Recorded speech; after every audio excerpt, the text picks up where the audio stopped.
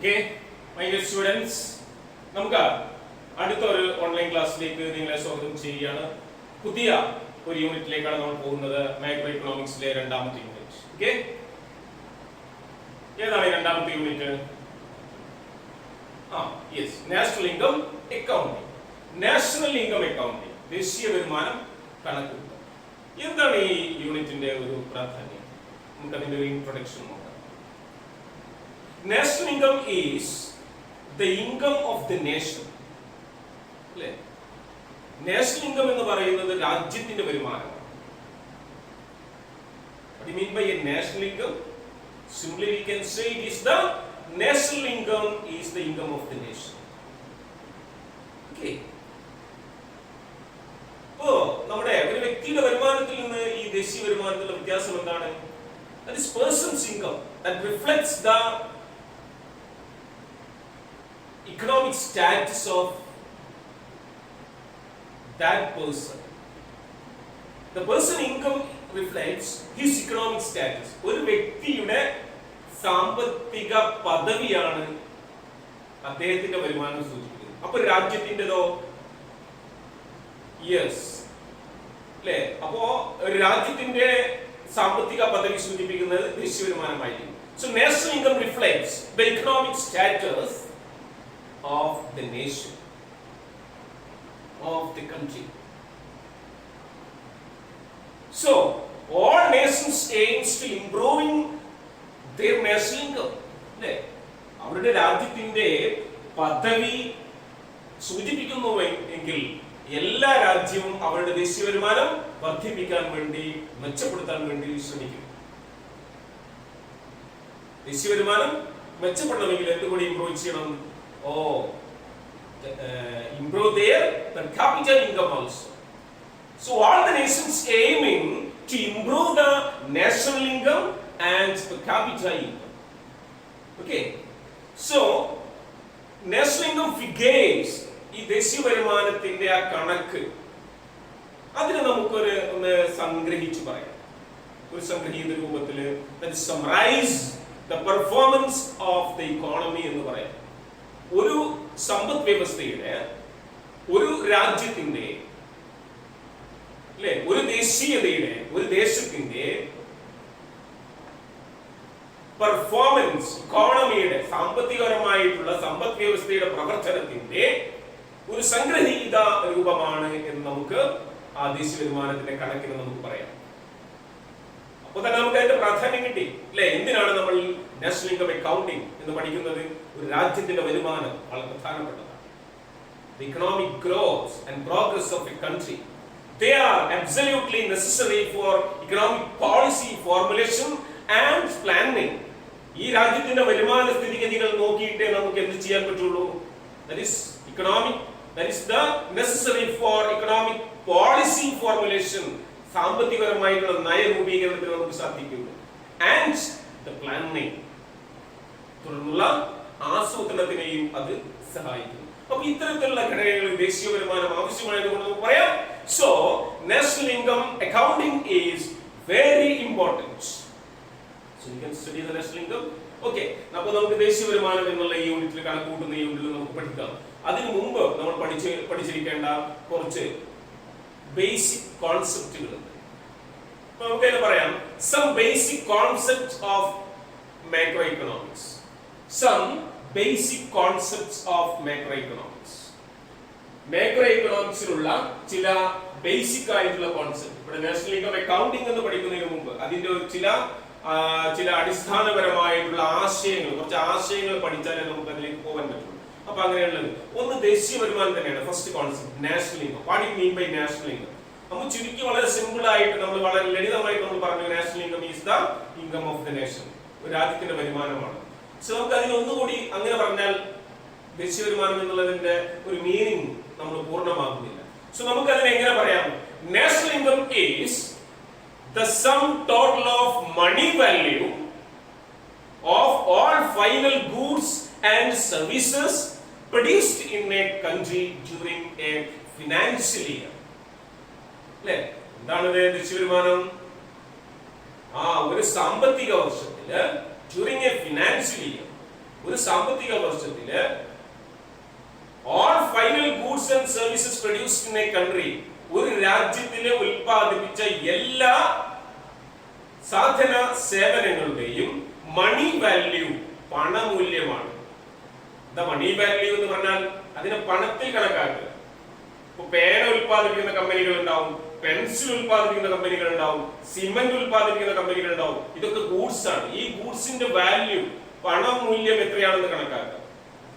അതാണ് മണി വാല്യൂ എന്ന് പറയുന്നത്. സോ ഇങ്ങനെയുള്ള മണി വാല്യൂ ഓരോ കമ്പനികളും, ഒരു രാജ്യത്തുള്ള എത്ര കമ്പനികളുണ്ട് അത്രയും കമ്പനികളുടെ മൊത്തം പണമൂല്യമാണ് ദേശീയ വരുമാനം.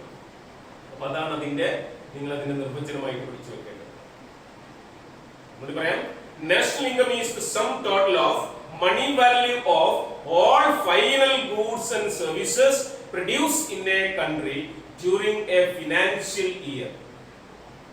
ഫിനാൻഷ്യൽ ഇയർ, ഒരു വർഷത്തിലെ മൊത്തം സാധന സേവനങ്ങളുടെ ഉൽപ്പാദിപ്പിച്ച പണമൂല്യത്തിന്റെ ആകെത്തുകയാണ് ദേശീയ വരുമാനം. അപ്പൊ ഏതാണ് ഈ സാമ്പത്തിക വർഷം എന്ന് പറയുന്നത്? നിങ്ങൾക്കറിയാലോ. സാമ്പത്തിക വർഷം അറിയാത്തവരാരെങ്കിലും ഒന്ന് പറഞ്ഞ സാമ്പത്തിക വർഷം ഏതാണെന്ന് പറഞ്ഞു നോക്കോ. Yes, okay. April 1st to March 31st. Clear. അപ്പൊ നമുക്ക് ദേശീയ വരുമാനത്തെ, ഈ ഒരു രാജ്യത്തിന്റെ മൊത്തം വരുമാനമാണ്, എല്ലാ സാധനങ്ങളും സേവനങ്ങളും എല്ലാ സെക്ടറുകളിൽ നിന്നും, അല്ലെ, അഗ്രികൾച്ചർ സെക്ടറിൽ നിന്നും, ഇൻഡസ്ട്രിയൽ സെക്ടറിൽ നിന്നും, സർവീസ് സെക്ടറിൽ നിന്നും ഒക്കെയുള്ള മൊത്തം വരുമാനം. അതുകൊണ്ട് നമുക്ക് ദേശീയ വരുമാനം ആകെ ഏറ്റവും കൂടുതൽ ദേശീയ വരുമാനമുള്ള രാജ്യത്തെ, ഏറ്റവും സാമ്പത്തിക മുന്നേറ്റമുള്ള രാജ്യം നമുക്ക് പറയാം. അതുകൊണ്ട് നമുക്ക് പറയാം, it is the index of economic growth. ദേശീയ വരുമാനം സാമ്പത്തിക വളർച്ചയുടെ ഏറ്റവും പ്രധാനപ്പെട്ട ഒരു സൂചകം കൂടിയാണ്. It is an index of the economic growth. അല്ലേ? So, national income figures are indispensable for economic policy formulation and planning. അപ്പോൾ ഈ ദേശീയ വരുമാനത്തിന്റെ കണക്കുകൾ നോക്കിയിട്ടാണ് നമ്മൾ ഒരു രാജ്യത്തിലെ എന്തെല്ലാം നയരൂപീകരണങ്ങളാണ്, എന്തെല്ലാം പ്ലാനിംഗ് പദ്ധതികളാണ് ആവിഷ്കരിക്കുന്നത്. സോ ഇങ്ങനെയുള്ള അത്തരത്തിലുള്ള കാര്യങ്ങളിൽ ദേശീയ വരുമാനം നമുക്ക് ഒഴിച്ചുകൂടാനാവാത്ത ഒരു സംഗതിയാണ്, അല്ലെ, ദേശീയ വരുമാനം എന്ന് പറയുന്നത്. അപ്പൊ ദേശീയ വരുമാനം എന്താണെന്നുള്ളത് മനസ്സിലാക്കി വെക്കുക, അതിന്റെ പ്രാധാന്യം എന്താണെന്നുള്ളത് മനസ്സിലാക്കി വെക്കുക, എന്നിട്ട് അത് കണക്ക് കൂട്ടുന്നതിലേക്ക് നമുക്ക് വരാം. അപ്പോ ഒന്നാമത്തെ ആശയം ദേശീയ വരുമാനം എന്താണെന്നുള്ളത് മനസ്സിലാക്കി. മനസ്സിലായല്ലോ നാഷണൽ ഇൻകം എന്ന് പറയുന്നത്. ഓക്കെ, ഇനി നമുക്ക് രണ്ടാമത്തെ ആശയത്തിലേക്ക് വരാം. Second one, yes, final goods. Final goods എന്താണ് ഫൈനൽ ഗൂഡ്സ്? നമ്മൾ ദേശീയ വരുമാനം പറഞ്ഞ സ്ഥലത്ത് നമ്മൾ പറഞ്ഞിട്ടുണ്ട് final goods. Okay, national income is the sum total of money value of all final goods എന്ന് പറഞ്ഞിട്ടാണ്. Final goods, all final goods എന്ന് പറഞ്ഞാൽ അന്തിമ വസ്തുക്കൾ. എന്താ ഈ അന്തിമ വസ്തുക്കൾ എന്ന് പറഞ്ഞാൽ? Goods use for final consumption. അന്തിമമായിട്ട് ഉപഭോഗത്തിന് വേണ്ടി ഉപയോഗിക്കുന്ന, ഉപഭോഗം നടത്താൻ വേണ്ടി ഉപയോഗിക്കുന്ന വസ്തുക്കൾ, അതാണ് final goods. Goods use for final consumption and not again subject to the process of production of other goods. അതാണ് ഫൈനൽ ഗൂഡ്സ്. അല്ലേ? എന്താണ്? ഒരു വസ്തു അത് അന്തിമമായിട്ട് ഉപയോഗം നടത്തുന്നു, വീണ്ടും ഉൽപാദന പ്രക്രിയക്ക് അത് ഉപയോഗിക്കുന്നില്ല, വിനിയോഗിക്കാത്തതുമായിട്ടുള്ള വസ്തുക്കളെയാണ് നമ്മൾ എന്ത് പറയുന്നത്? ഫൈനൽ ഗൂഡ്സ് എന്ന് പറയുന്നത്. മറ്റൊരു വസ്തുവിന്റെ ഉൽപാദനത്തിന് വേണ്ടി അത് ഉപയോഗിക്കുന്നില്ല, നമ്മളത് കൺസംപ്ഷന് വേണ്ടി ഉപയോഗിക്കണം. അതിനാണ് ഫൈനൽ ഗൂഡ്സ് എന്ന് പറയുന്നത്. ഓക്കെ, ഉദാഹരണം എന്ന് പറഞ്ഞു നോക്കൂ. ഫൈനൽ ഗൂഡ്സിന് നമ്മളെ അത് പിന്നെ നമ്മൾ ഉപയോഗത്തിന് വേണ്ടി മാത്രം ആണ്, പിന്നെ അത് മറ്റൊരു വസ്തു ഉണ്ടാക്കാൻ വേണ്ടി ഉപയോഗിക്കുന്നില്ല. Yes, clothes. ക്ലോത്ത് കൊണ്ട് നമ്മള് മറ്റൊരു വസ്തു ഉണ്ടാക്കുകയാണെങ്കിൽ ഇത് ഫൈനൽ ഗൂഡ്സ് അല്ല. ഇതെന്താണ്? ഈ ക്ലോത്ത്സ് എന്ന് പറയുന്നത് നമ്മൾ ഉപയോഗിക്കുകയാണ്, അതുകൊണ്ട് ഇതൊരു ഫൈനൽ ഗൂഡാണ്. ഹൗസ്, വീട് നിർമ്മിച്ചു കഴിഞ്ഞാൽ, അത് ഹൗസ് വീടായി കഴിഞ്ഞാൽ നമ്മൾ അത് ഉപയോഗിക്കുന്നത് ഫൈനൽ ഗൂഡ്സ് ആയി. ഷൂസ്, അല്ലെ, ചപ്പൽസ്, സ്കൂൾ ബാഗ്സ്, സൈക്കിൾസ്, ഇതൊക്കെ നമ്മൾ ഉപയോഗിക്കാൻ വേണ്ടി വാങ്ങുന്നതല്ലേ. ഫുഡ് ഐറ്റംസ്, ഭക്ഷ്യവസ്തുക്കള്, TV, motorcycles. എക്സാമ്പിൾ ഒന്നും മറന്നു പോകരുത്. മനസ്സിലായല്ലോ? അപ്പൊ അന്തിമമായിട്ട് നമ്മൾ ഉപയോഗത്തിന് വേണ്ടി ഉപയോഗിക്കുന്ന വസ്തുക്കൾ, goods used for final consumption and not again subject to the process of the production of other goods. മറ്റൊരു വസ്തുവിന്റെ ഉൽപാദനത്തിന് വേണ്ടി വീണ്ടും ഉപയോഗിക്കാത്ത വസ്തുക്കൾ, ഉപയോഗിക്കുന്നതല്ല ഉപയോഗിക്കാത്ത, ഓക്കെ, അത്തരത്തിലുള്ള വസ്തുക്കൾ. മറ്റൊന്നും ഉണ്ടാക്കാൻ വേണ്ടി ഉപയോഗിക്കുന്നു. മറ്റൊന്നും ഉണ്ടാക്കുമ്പോൾ അത് ഫൈനൽ ഗുഡ് ആവില്ല, ഫൈനൽ ആയിട്ടില്ലല്ലോ. ഇപ്പൊ സിമന്റ് ഫൈനൽ ഗുഡ് അല്ല. കാരണം സിമന്റ് എന്താണ്? വീട് ഉണ്ടാക്കാൻ വേണ്ടി ഉപയോഗിക്കുന്നത്, അല്ലെങ്കിൽ എന്തെങ്കിലും ഉണ്ടാക്കാൻ വേണ്ടി ഉപയോഗിക്കുന്നതാണ്. മനസ്സിലായല്ലോ? അപ്പൊ സിമന്റിനെ നമുക്ക് ഫൈനൽ ഗുഡ് എന്ന് പറയാൻ പറ്റില്ലല്ലോ. കല്ലുകൾ, ബ്രിക്സ്, വീടുണ്ടാക്കാൻ വേണ്ടി ഉപയോഗിക്കുന്നത് ഫൈനൽ ഗുഡ് എന്ന് പറയാൻ പറ്റില്ല. അപ്പോ അന്തിമമായിട്ട് ഉപയോഗിക്കാൻ ഭക്ഷ്യവസ്തുക്കള്, വീറ്റ് ഫൈനൽ ഗുഡാണോ? ചിലപ്പോ ആവാം, ചിലപ്പോ അല്ലാതെ ആവാം. വീറ്റ് നേരിട്ട് നമുക്ക് ഭക്ഷണത്തിന് വേണ്ടി ഉപയോഗിക്കണം, ഫൈനൽ ഗുഡായി. വീറ്റ് ഉപയോഗിച്ച് നമ്മള് പൊടി ഉണ്ടാക്കുന്നു, അപ്പൊ എന്തായി? വീറ്റ് ഫ്ലോർ ആണ് ഫൈനൽ ഗുഡ്സ്, അല്ലേ? അപ്പൊ ഇങ്ങനെ ഫൈനൽ ഗുഡ് എന്ന് പറയുന്നത് അന്തിമമായിട്ട് ഉപയോഗിക്കുന്നത്. അപ്പൊ നിങ്ങൾക്ക് അത് മനസ്സിലാക്കാൻ വേണ്ടിയിട്ടാണ് നമ്മളിവിടെ എക്സാമ്പിൾ പറഞ്ഞത്. എക്സാമ്പിൾ നിങ്ങൾ ഓർത്ത്. ഓക്കെ, മൂന്നാമത്തെ ഒരു കോൺസെപ്റ്റിലേക്ക് വരാം. നമുക്ക് മൂന്നാമത്തെ ഒരു അടിസ്ഥാനപരമായിട്ടുള്ള ആശയം, സം ബേസിക് കോൺസെപ്റ്റ് ആണ് നമ്മൾ പഠിക്കുന്നത്. ഒന്ന് നാഷണൽ ഇൻകം പഠിച്ചു, മറ്റൊന്ന് ഫൈനൽ ഗുഡ്സ് നമ്മൾ എന്താണെന്ന് മനസ്സിലാക്കി. Next third one, yes, intermediate goods. Intermediate goods എന്താ? ഇന്റർമീഡിയറ്റ് ഗുഡ്സ്, ഫൈനൽ ഗുഡ്സ് അന്തിമ വസ്തുക്കൾ. ഇന്റർമീഡിയറ്റ് ഗുഡ്സ് എന്തായാലും പറയാ, മധ്യമ വസ്തുക്കൾ. ഇന്റർമീഡിയറ്റ് മധ്യമമായി, അന്തരാള വസ്തുക്കൾ, അന്തരാള ഉൽപ്പന്നങ്ങൾ. Goods used as an input. നേരത്തെ നമ്മൾ പറഞ്ഞ മറ്റൊന്നിന്റെ ഉപയോഗത്തിന് ഉപയോഗിക്കരുത്. ഇതെന്നാൽ എന്താണ്?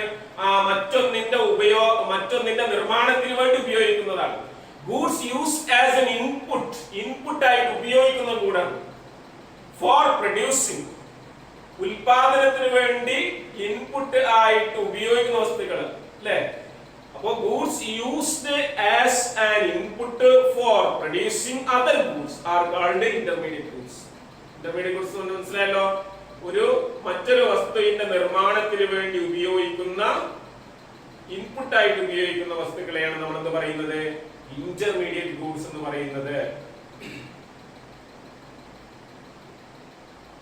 എക്സാമ്പിൾ കൂടി പറഞ്ഞാൽ നിങ്ങൾക്ക് മനസ്സിലാവും. മറ്റൊരു വസ്തു ഉണ്ടാക്കാൻ വേണ്ടി ഉപയോഗിക്കുന്നതാണ്. കോട്ടൺ ത്രെഡ്സ്, നൂല്. യൂസ്ഡ് ടു മേക്ക് ക്ലോത്ത്സ്, അല്ലേ? വസ്ത്രങ്ങൾ ഉണ്ടാക്കാൻ വേണ്ടി ഉപയോഗിക്കുന്ന നൂലുകൾ. അപ്പൊ എന്താണ്? ഈ നൂല് വസ്ത്രം ഉണ്ടാക്കാൻ വേണ്ടി ഉപയോഗിക്കുന്നതാണ്. ദാറ്റ് ഈസ്, നൂല് എന്ന് പറയുന്നതാണ് that's an input for producing other goods. മറ്റൊരു വസ്തു ഉണ്ടാക്കാൻ വേണ്ടി ഉപയോഗിക്കുന്ന ഒരു ഇൻപുട്ടാണ്. Cement, sand, manal, bricks, these are etc. These are used for the construction of house. വീട് നിർമ്മാണത്തിന് ഉപയോഗിക്കുന്ന ഇത്തരം വസ്തുക്കൾ, ഇതൊക്കെ വീട് നിർമ്മാണത്തിന് ഉപയോഗിക്കുന്നതാണ്. അപ്പൊ ഇതൊക്കെ ഇന്റർമീഡിയറ്റ് ഗുഡ്സ് ആണ്. വീടോ ഫൈനൽ ഗുഡായി. പിന്നെ ലെതർ, തുകൽ, used to make shoes. Shoe ഉണ്ടാക്കാൻ വേണ്ടിയിട്ട്, ഷൂസ് ഉണ്ടാക്കാൻ വേണ്ടിയിട്ട് ഉപയോഗിക്കുന്ന തുകൽ. ഷൂ ആവുമ്പോൾ അത് ഫൈനൽ ഗുഡാണ്, നമ്മൾ അന്തിമമായിട്ട് നമ്മൾ ഉപയോഗിക്കുന്നതാണ്. എന്നാൽ അതിന്റെ ലെതറോ ഷൂ ഉണ്ടാക്കാൻ വേണ്ടി ഉപയോഗിക്കുന്നതാണ്. That is used for the production of other, അല്ലെ? മറ്റൊന്നിന്റെ ഉപയോഗത്തിൽ ഉണ്ടാക്കാൻ വേണ്ടി ഉപയോഗിക്കും. Then plastic material used to make bags. Bag ഉണ്ടാക്കാൻ ഏതെങ്കിലും പ്ലാസ്റ്റിക് മെറ്റീരിയൽ ഉപയോഗിക്കുന്ന പ്ലാസ്റ്റിക്, ബാഗ് ഉണ്ടാക്കാൻ ഉപയോഗിക്കുന്ന പ്ലാസ്റ്റിക്. അപ്പൊ ഒന്ന് ഉണ്ടാക്കാൻ ഉപയോഗിക്കുന്ന മറ്റത് എന്ന് പറഞ്ഞാൽ അത് എന്താണ്? ഒന്നിന്റെ നിർമ്മാണത്തിന് വേണ്ടി ഉപയോഗിക്കുന്ന മറ്റൊന്ന്. Steel used in the manufacture of motorcycle or cycle. Steel used in the manufacture of car. Steel used in the manufacture of a building. Steel used in the manufacture of a bridge. ഇങ്ങനെ cycle അല്ലെങ്കിൽ car അല്ലെങ്കിൽ പാലം ഉണ്ടാക്കാൻ ഉപയോഗിക്കുന്ന ഇരുമ്പ്, അത് മറ്റൊന്നും ഉണ്ടാക്കാൻ വേണ്ടി ഉപയോഗിക്കുകയാണ്. അപ്പൊ അത് ഇന്റർമീഡിയറ്റ് ഗൂഡ്സ് ആയി, ഫൈനൽ അല്ല. ഒന്നുകൂടി പറയാം.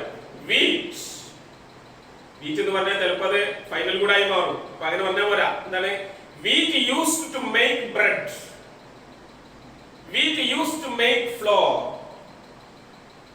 പൊടി ഉണ്ടാക്കാൻ വേണ്ടിയിട്ട്, ബ്രെഡ് ഉണ്ടാക്കാൻ വേണ്ടിയിട്ട് ഉപയോഗിക്കുന്ന വീറ്റ്, ഗോതമ്പ്. അങ്ങനെ പറയുമ്പോൾ എന്താണ്? ഇത് ബ്രെഡ് ആണ് ഫൈനൽ ഗുഡ്. അപ്പോൾ വീറ്റ് എന്തായി? ഇന്റർമീഡിയറ്റ് ഗുഡ്സ് ആയി. അത് ക്ലിയർ?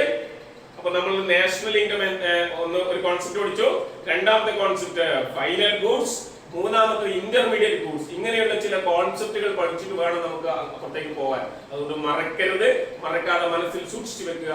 എന്താണ് നാഷണൽ ഇൻകം എന്നാൽ എന്താണ്, ഫൈനൽ ഗുഡ് എന്നാൽ എന്താണ്, ഇന്റർമീഡിയറ്റ് ഗുഡ്സ് എന്നാൽ എന്താണ്. അത് clear? Yes, okay. Thanks to all.